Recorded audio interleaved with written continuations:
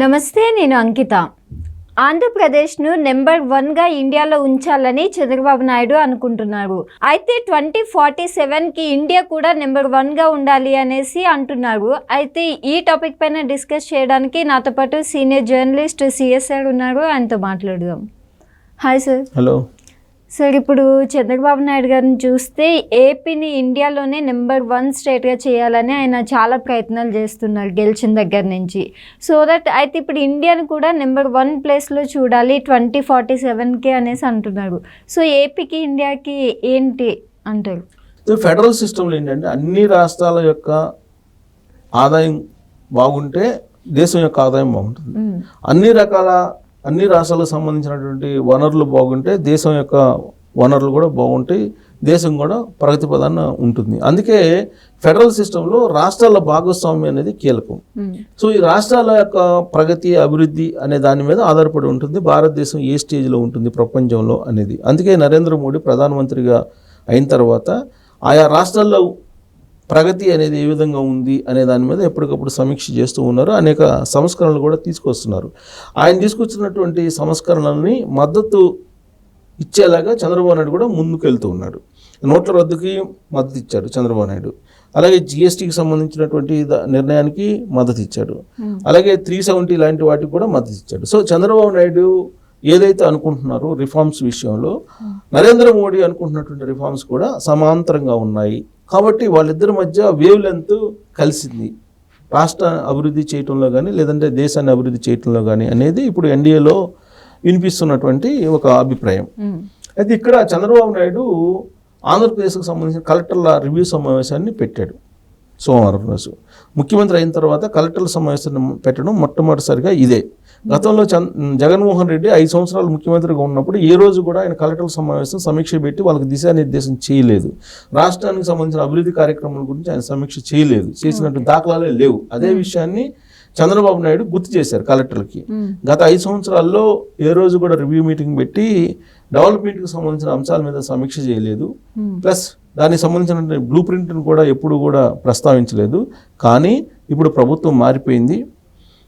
ఈ ప్రభుత్వం అభివృద్ధి దిశగా పయనించాలని భావిస్తూ ఉంది. దానికి సంబంధించినటువంటి బ్లూ ప్రింట్ని మీరు ఎప్పటికప్పుడు తయారు చేసి జిల్లాల్లో సమగ్ర రాష్ట్ర అభివృద్ధికి మీరందరూ తోడ్పడాలి అనేటువంటి ఒక దిశానిర్దేశం ఆయన ఇస్తూ రాబోయేటువంటి విజన్ని, రాబోయేటువంటి బ్లూ ప్రింట్ని, రాబోయేటువంటి విజన్ని ఆయన ఆవిష్కరించారు. ఏంటి ఆయన కలెక్టర్లకి చెప్పారని అంటే, భారతదేశంలో ఆంధ్రప్రదేశ్ 2029 కల్లా నెంబర్ 1లో ఉండాలి. 2047కి భారతదేశం ప్రపంచంలోని నెంబర్ 1గా ఉండాలి. ఆ దిశగా వెళ్ళాలి మనం. దేశం మొత్తం 2047కి వరల్డ్ నెంబర్ 1 అయితే దాంట్లో కీలక భాగస్వామిగా ఆంధ్రప్రదేశ్ ఉండాలి. ఆ దిశగా మీరు ఆలోచించండి అని చెప్పి పార్టిసిపేట్ చేసినటువంటి కలెక్టర్లకి ఒక దిశానిర్దేశం చంద్రబాబు నాయుడు చేయడం జరిగింది. ఇటీవల కాలంలో చంద్రబాబు నాయుడు ముఖ్యమంత్రి అయిన తర్వాత జరిగినటువంటి బదిలీలను చూస్తే కనుక కలెక్టర్లుగా, ఎస్పీలుగా యంగ్స్టర్స్ని వేశారు. సీనియర్స్ని అందరినీ ఆల్మోస్ట్ పక్కన పెట్టేశారు. తర్వాత వివాదాలు ఉన్నటువంటి వాళ్ళని పక్కన పెట్టేశారు. భూ కబ్జా కోరులకి సహకరించినటువంటి వాళ్ళని పక్కన పెట్టేశారు. దాదాపు ఒక 40-50 మంది ఐఏఎస్లు కానీ ఐపీఎస్లను కానీ పక్కన పెట్టారు అనేది జగన్మోహన్ రెడ్డి చెప్తున్నాడు. ఆ విషయాన్ని ఢిల్లీ వెళ్ళి కంప్లైంట్ కూడా చేశారు ఆయన. ఈ 40-50 మందిని పక్కన పెట్టడానికి కారణం ఏంటి? జగన్మోహన్ రెడ్డి ప్రభుత్వంలో జరిగినటువంటి అరాచకాలు, అక్రమాలు, అవినీతి, వీటన్నిటికీ కూడా కొమ్ము కాశారు అని అనుమానంతో కొమ్ము కాశారని ప్రాథమిక నిర్ధారణ చేసుకుని వాళ్ళని పక్కన పెట్టారు. సో ఈసారి రాబోయేటువంటి రోజుల్లో అవినీతి రహితంగా పరిపాలన ఉండాలి, ప్రజాసేవకులుగా పనిచేయాలి, పెత్తనం అనేది ఉండదు, సేవ చేయడానికి మాత్రమే అధికారంలోకి వచ్చాము, ఆ దిశగా మీరు కూడా సేవకులుగా మారి మీరు పనిచేయండి అని చెప్పి కలెక్టర్లకు ఒక దిశానిర్దేశం చేశారు. ఆంధ్రప్రదేశ్లో ఉండేటువంటి మౌలిక వనరులు ఏమున్నాయి, ఏమి లేవు, ఏ ప్రాంతాల్లో ఎలాంటి వనరులు కల్పించాలి, వీటన్నిటి మీద కూడా ఒక నివేదికలు తయారు చేయండి. వాటన్నిటిని సమప్ చేసి కేంద్రం యొక్క సహకారంతో ఆంధ్రప్రదేశ్ని అభివృద్ధి విషయంలో పరుగులు పెట్టించాలి అనేటువంటి ఒక దిశానిర్దేశం చంద్రబాబు నాయుడు కలెక్టర్లకు చేయడం జరిగింది. కేంద్ర రాష్ట్ర ప్రభుత్వాల మధ్య సంబంధాలు చాలా పటిష్టంగా ఉన్నాయి. రెండు చోట్ల కూడా ఎన్డీఏ ప్రభుత్వం ఉంది. అభివృద్ధి దిశగానే రెండు ఆలోచిస్తూ ఉన్నాయి, అటు కేంద్రంలో ఉండేటువంటి ఎన్డీఏ కానీ రాష్ట్రంలో ఉండేటువంటి ఎన్డీఏ కానీ. కాబట్టి దీంట్లో కీలక భాగస్వాములుగా సివిల్ సర్వెంట్లుగా మీరే ఉండాలి అనేటువంటి ఒక దిశానిర్దేశం చేయడంతో పాటు అమరావతి నిర్మాణం కానీ, విశాఖ ప్రైవేటీకరణను అడ్డుకునేటువంటి అంశం కానీ, పోలవరం నిర్మాణం గురించి కానీ, వీటన్నిటి గురించి కూడా ఆయన ప్రస్తావిస్తూ టోటల్గా ప్రక్షాళన చేయాలి. ప్రక్షాళన చేయడంతో పాటు విధ్వంసానికి గురైనటువంటి ఆంధ్రప్రదేశ్ని పునర్నిర్మాణం చేయాలి. 2019 నుంచి 2024 వరకు ఆంధ్రప్రదేశ్ దాదాపు 20 ఏళ్ళు వెనక్కి వెళ్ళిపోయింది.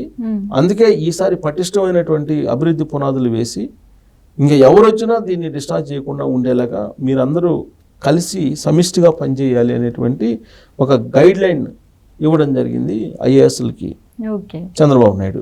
సో ఇస్తూ ఆయన ఏం చెప్పాడంటే భారతదేశం గురించి మాట్లాడారు ఎక్కువగా. ఆంధ్రప్రదేశ్ కీలక భాగస్వామ్యం కావాలి ఆ భారతదేశం అభివృద్ధిలో అని చెప్పి చెప్తూ 2047 కల్లా భారతదేశం నెంబర్ 1 అవుతుంది వరల్డ్లో అని చెప్పి ఆయన ఒక దిశానిర్దేశం చేయడం జరిగింది. అంటే భారతదేశం యొక్క అభివృద్ధిలో కూడా చంద్రబాబు నాయుడు యొక్క భాగస్వామ్యం కీలకంగా మారబోతుంది అనే దానికి నిదర్శనం ఆయన ఇచ్చినటువంటి స్పీచ్. ఇప్పటికే చంద్రబాబు నాయుడు నెంబర్ 2 అంటున్నారు ఎన్డీఏలో. జాతీయ మీడియా ఇటీవల కాలంలో ఇస్తున్నటువంటి న్యూస్ ఏంటంటే అమిత్ షా తర్వాత చంద్రబాబు నాయుడేను అనేటువంటిది రాజకీయ కోణం నుంచి చూస్తూ వాళ్ళు చెప్తూ ఉన్నారు. కానీ అభివృద్ధి విషయంలో నెంబర్ 1 చంద్రబాబు నాయుడు అనే దిశగా వెళ్ళాలనేది ఆయన ఆలోచన. ఆయన రాజకీయ కోణం నుంచి ఆలోచించాల.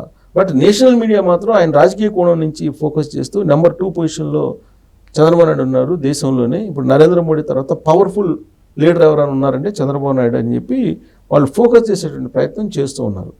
వాస్తవంగా నరేంద్ర మోడీ తర్వాత అమిత్ షా తర్వాత అనేక మంది బీజేపీ లీడర్లు ఉన్నారు. రాజకీయ కోణం నుంచి చూస్తే పవర్ పాయింట్స్ గా నెంబర్ 2 కింద అమిత్ షా ఉన్నాడు. అది ఎవరినైనా చెప్తారు. కానీ నెంబర్ 2గా ఇప్పుడు చంద్రబాబు నాయుడు ఉన్నారు అనేది నేషనల్ మీడియా ఫోకస్ చేస్తుంది. ఎందుకు ఆ విధంగా రాజకీయ కోణం నుంచి ఫోకస్ చేస్తుందంటే ఎన్డీఏ కూటమిలో కీలక భాగస్వాములు ఎవరున్నారు అని అంటే బీజేపీ తర్వాత తెలుగుదేశం పార్టీ తర్వాత జేడీయూ అంటే నితీష్ కుమార్. ఇలా ప్రయారిటీ భాగస్వామ్యం ఉంది కాబట్టి తెలుగుదేశం పార్టీకి నెంబర్ 2 అంటున్నారు నేషనల్ మీడియాలో. అంటే రాజకీయ కోణం నుంచి. అలాగే వచ్చినటువంటి సీట్ల సంఖ్యను బేస్ చేసుకుని 240 బీజేపీకి వచ్చింది. ఆ 240 తర్వాత హైయెస్ట్ వచ్చింది ఎన్డీఏలో భాగస్వామిగా తెలుగుదేశం పార్టీకి 16 వచ్చినాయి, 2 ఏమో జనసేనకు వచ్చినాయి. సో కాబట్టి 16 నెక్స్ట్ హైయెస్ట్ వచ్చిన పార్టీ ఏంటంటే తెలుగుదేశం పార్టీ. ఆ తర్వాత జేడీయూకి వచ్చినాయి 12 సీట్లు వచ్చినాయి, అంటే 3వ ప్లేస్లో ఉంది. అందుకే ఆ కోణం నుంచి చంద్రబాబు నాయుడు నెంబర్ 2 అంటున్నది నేషనల్ మీడియా. కానీ చంద్రబాబు నాయుడు తాను నెంబర్ 1గా ఉండాలని చెప్పి కోరుకుంటున్నాడు అభివృద్ధి విషయంలో. సో వరల్డ్లో ఇండియా నెంబర్ 1గా ఉంటే ఇండియాలో నెంబర్ 1గా ఏపీ ఉండాలి అనేటువంటి కోరిక ఆయనకు ఉంది. అంటే ఆయన నెంబర్ 1 అభివృద్ధి విషయంలో అని ఉండాలి అనేటువంటి ఒక ఆలోచన ఉంది. దాన్ని కలెక్టర్లకు దిశానిర్దేశం రూపంలో తెలియజేశారు. ఆ దిశగా వాళ్ళు పరిపాలన సాగించాలి, అడ్మినిస్ట్రేషన్ ఉండాలి అనేటువంటి ఒక క్లియర్ కట్ గైడ్లైన్స్ ఇవ్వడం ద్వారా చంద్రబాబు నాయుడు నెంబర్ 1 కాబోతున్నారని చెప్పి మనం చెప్పుకోవచ్చు. Okay, thank you sir. Thank you.